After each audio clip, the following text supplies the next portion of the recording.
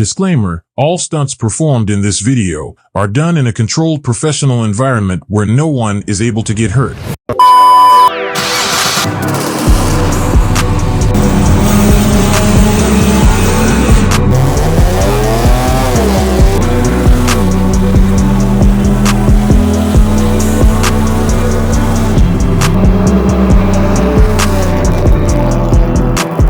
We got the E92. We're going to be installing the much needed coilovers on the E92 project. Shout out to Flasharkracing. I'll leave a link at the bottom of the description at the end of the video. If you guys want to help support the channel, we have merch available. It's on teespring.com. Got 4 or 5 designs. Let's hop in the video.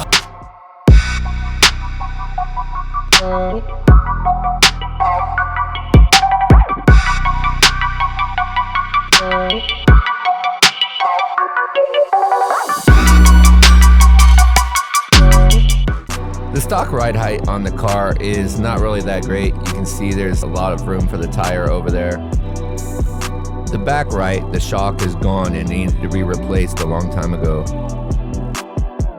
Once I install this coilover set, it should even out the sides all the way around. The car should ride way different. It should be a lot stiffer, but handle a lot better. I can tell just out the box, these coilovers are going to be a massive improvement over what I've been running.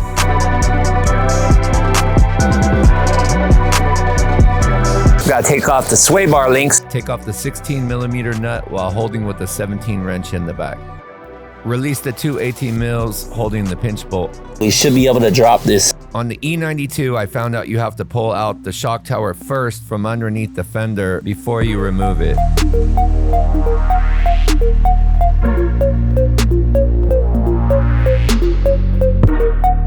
I've measured to 1 1/4. When you spin the ring, you can just tighten it with this guy.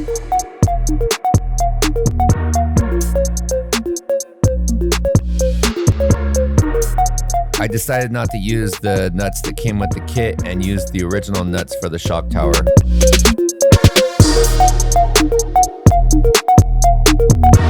Ending super low. It's starting to get dark, so the other side's coming out a lot faster, but I'm gonna keep on working on it and we're gonna try to knock this guy out. With the pinch bolt removed, I used a chisel to wedge and release the shock tower.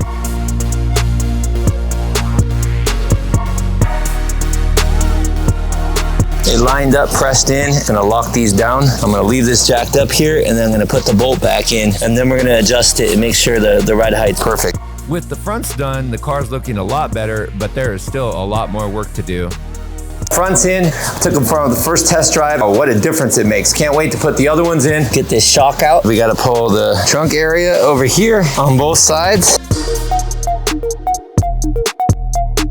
Remove the shock towers with the 16mm wrench with the 8mm holding on top. Release the bottom of the shock with a 17mm socket holding with the 15 wrench.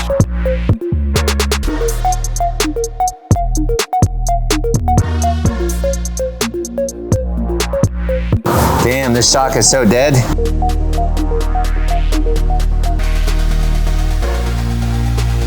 Break loose bolts on the end, 1 more bolt on this side over here.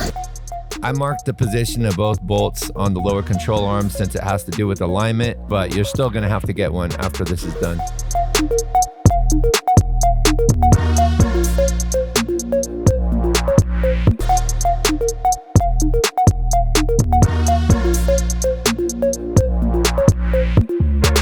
Measuring the base, it's got about 1 1/4 inches. I think that's gonna be good. Try to use the original sorber, the bottom spring. Hopefully I can get it to just sit like that and then like that.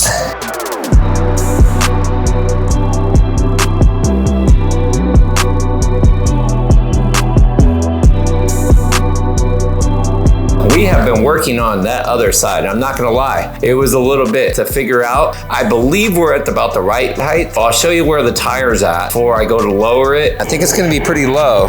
I covered the rear perch in anti-seize, that way it will spin freely when it needs to be adjusted. I measured 1 inch on the perch as a starting point. The flat on the spring goes like that, and it's gonna go into the top, and this is gonna be on the bottom. We got our spring our coil in here. It's adjusted. Everything's down on our piece on the bottom is all sealed in. It's going into our frame. And now we just have to put in the shock. This is the washer for the top that they provide. This is the nut. Use the old pieces from the shock right here.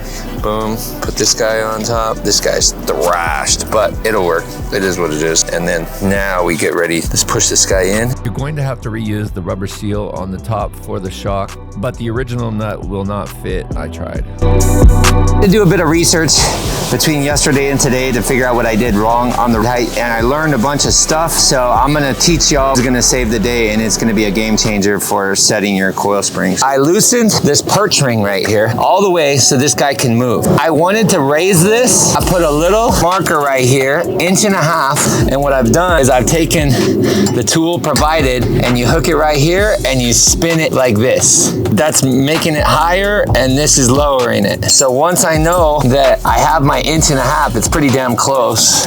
I run this ring all the way back down. Now I have to go opposite ways. I'll put the big one over here, the little one over here. It says to hammer this tight. Turn this base until this guy goes down all the way flush with our piece.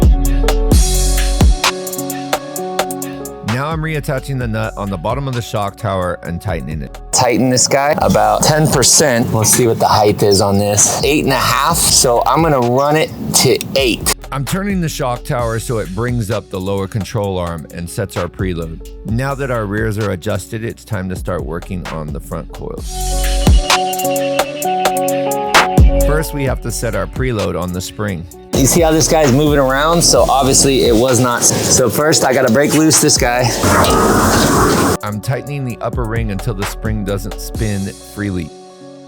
I'm tightening until there's space to fit the tool.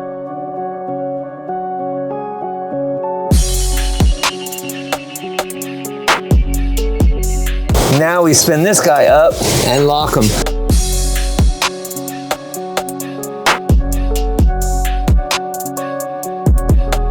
This will help us later on if we have to adjust it.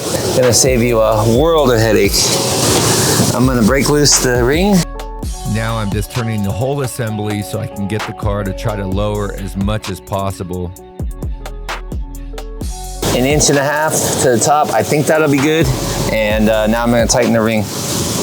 With one quick whack of the hammer, I lock it in and we are done. Now it's come down to the final result. After 3 days and multiple adjustments on the car to get it right, let's see how we did.